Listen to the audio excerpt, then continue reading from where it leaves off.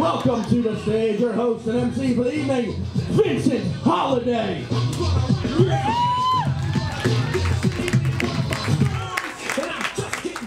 All right, go bananas. How you guys doing tonight? Woo, we're already drunk and tired. All right, we're gonna have to pick it up, but that's all right, guys. We'll ease you into it. We'll start with the tip, and then we'll just hammer you in with the comedy after that. Go in like a duck. Like they said, my name's Vincent Holiday. I will be your female comic this evening. Deal with that. Again, want to remind you, please set your cell phones to silent. Set your pagers on fire, because those aren't coming back anytime soon. Yeah, it's cool to be here. I'm glad you guys came out. I'm kind of a recent transplant to Cincinnati myself.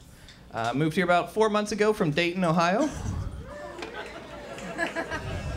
That's the appropriate response for that. I as well hate corn. Yeah, it's I don't know, it's baby steps. You guys may not think this, but this is for me like my first experience in like a real city. You know, you guys have stuff here. You guys have very interesting homeless people, for example. We got a guy in my neighborhood who break dances for tips. It's very interesting. He lays out the cardboard, busts a move, rebuilds the box, and then lives in it. It's really, really good, too. You should see him tear the roof off that sucker. Holy cow. I wanted to like make it rain, but all I had were the $1 gold coins, so it just looked like Super Mario fell in some really hard times. But yeah, poor guy. I was almost that way for a little bit myself, because I was unemployed before I moved down here. And being unemployed is not as fun as they make it out to be, because there is nothing to watch on TV. Not anymore. No, they canceled my stories. So I know. What's going to happen to Erica Kane? Is she going to chase after Jax Montgomery? I don't know. It is too soon. It is too soon. You're stealing my lines, God damn it. But no, so like if you want to watch any kind of daytime drama, you have to watch Lifetime Channel original movies. Yeah, those are fun. I was watching this one. Stop me if you've heard this one. It's about a woman who gives birth in a hospital, and then her baby gets kidnapped. And I'm like, holy cow, that's how a chicken feels every day of its life. Chickens are just running around like Harrison Ford in Firewall. Like, give me back my baby! Right? And like, and you can't give a chicken a fake baby like they did to Angelina Jolie and Changeling, because then you get like the weirdest episode of Maury Povich ever. Because with an accuracy of 99.9%, Mick Jagger is the baby's father. And he's like, no, no, no!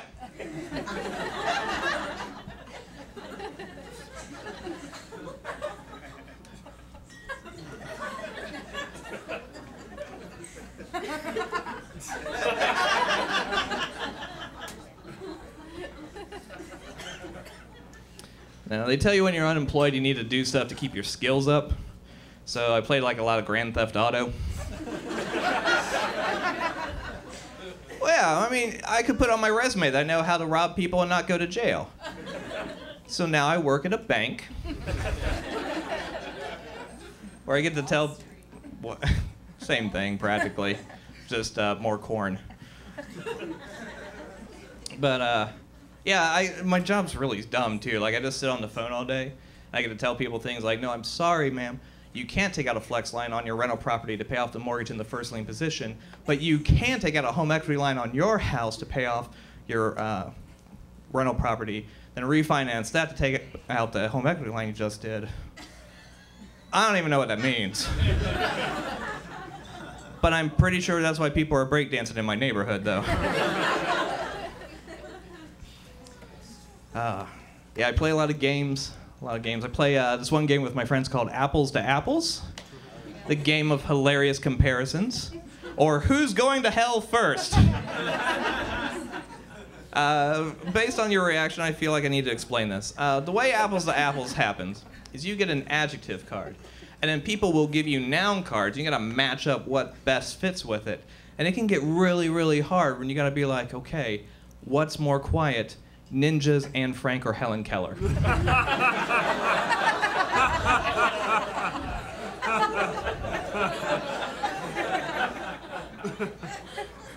All right, and technically Helen Keller's more touchy-feely. But Anne Frank was an awesome ninja, though, right? Just killing Nazis with her throwing stars at David. It was awesome.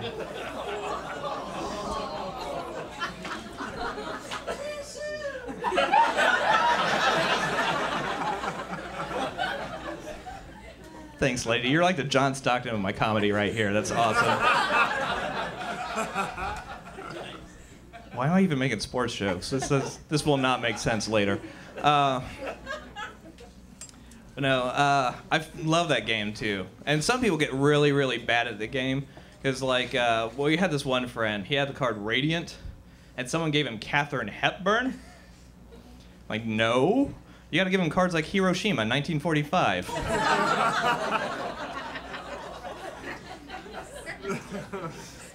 And another friend was like, what about Madame Curie? She was the Half-Life of the party. I'm like, shut up, nerd. It's so fun, too. Like, if you can draw Hitler, Narnia, bacon, AIDS, interracial gangbangs, you've got, like, the royal flush of apples to apples right there. Jackpot, 21, instant win right there, man. And some of you, I know, are like, well, I don't have interracial gangbangs in my game of apples to apples. And that's because you're not making effective use of your blank cards.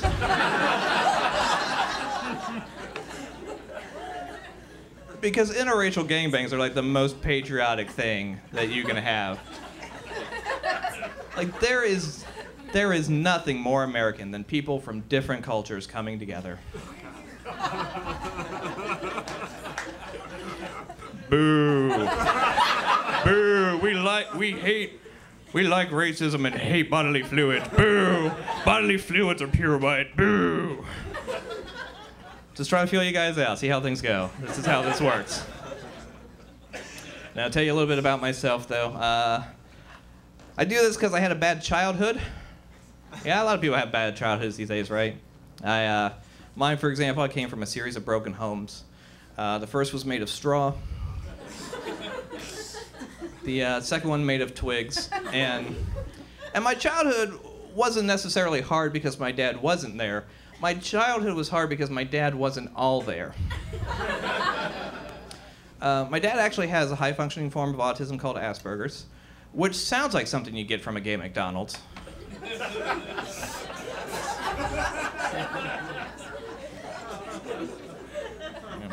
Two all-beef patties, special sauce, lettuce, AIDS. We get it.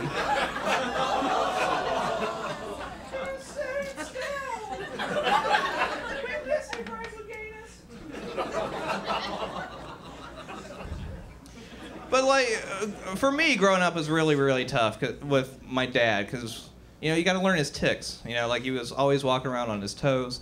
I could knock over a box of toothpicks and be like, 97, but he can never tell me that he loves me. So I tell jokes to work out my daddy issues. It's either that or become the saddest stripper in history. Like, do you guys really want to see me dancing in a cage to Sarah McLachlan? In the arms of the angel, fly away.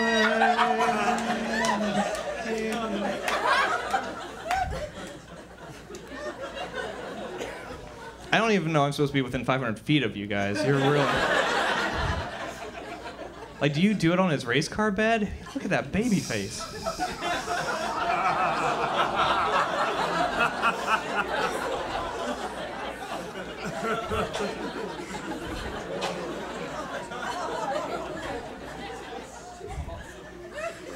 I only kid because I wish my first date was at GameStop too, so that's all right.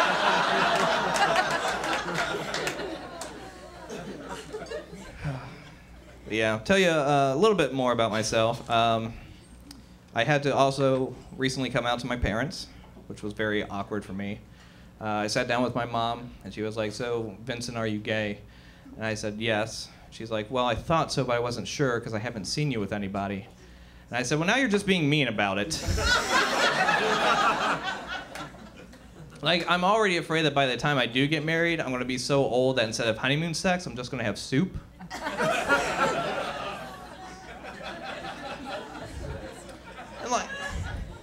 I know I could probably find someone if I, just looked a little bit more stereotypical.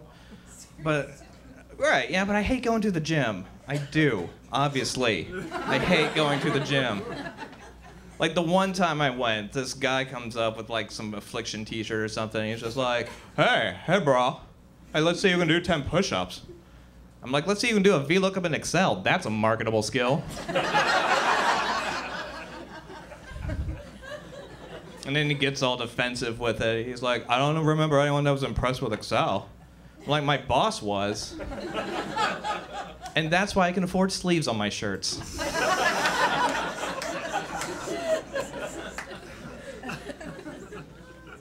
And those gym people, like they're so boring because all they talk about is like dieting and gym, diet and gym, diet and gym, diet and gym, diet and gym, diet and gym, diet and gym. It's so annoying. Like they're constantly, like they'll look at everything I do and like, why would you put something in your mouth knowing what it can do to your body? I'm like, because the chocolate covered bacon goes where the feeling should be. That's why.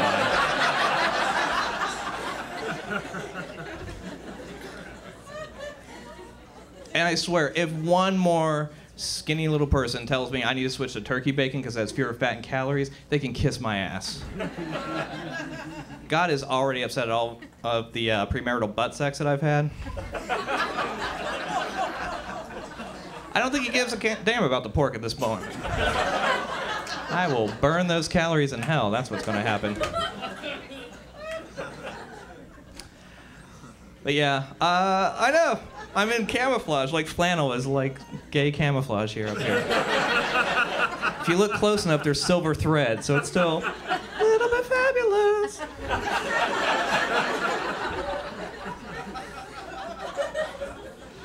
But like that's the thing, that like there's varying levels of, like I'm not so gay that I think the hymen is a football trophy.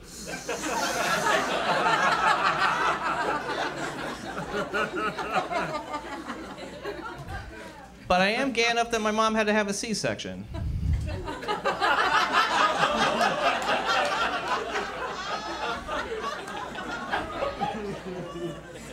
Right.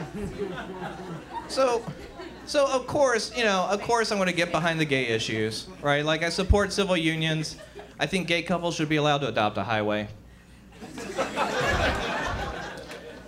I was really glad that they repealed Don't Ask, Don't Tell, even though I do enjoy a good military discharge.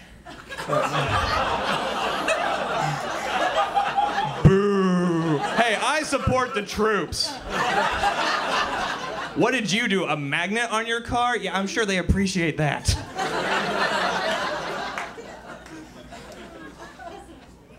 But like the thing that I can't get behind, besides a woman, am I right? No.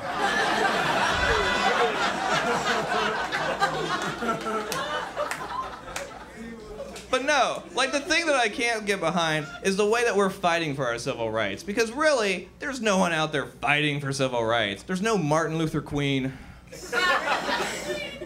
There's no Fagnito preaching homo superiority out there. Like the worst thing that happens is someone will have glitter thrown on them.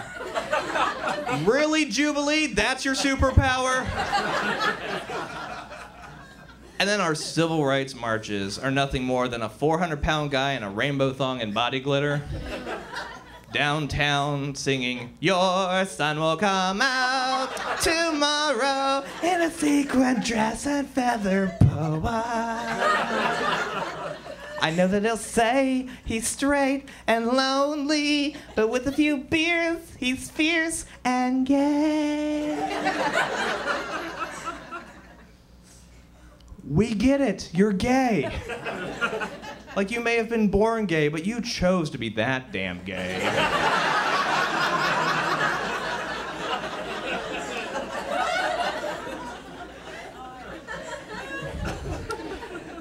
No, I'm glad you guys came out tonight and had a good time laughing at my pain. I appreciate that.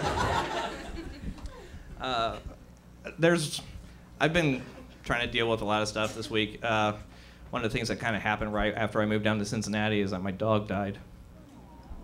It was kind of my fault though. Like I didn't realize that he had a peanut allergy. But he died doing what I love. And that's what really matters at the end of the day. That's my time, everyone. I've been Vincent Holiday.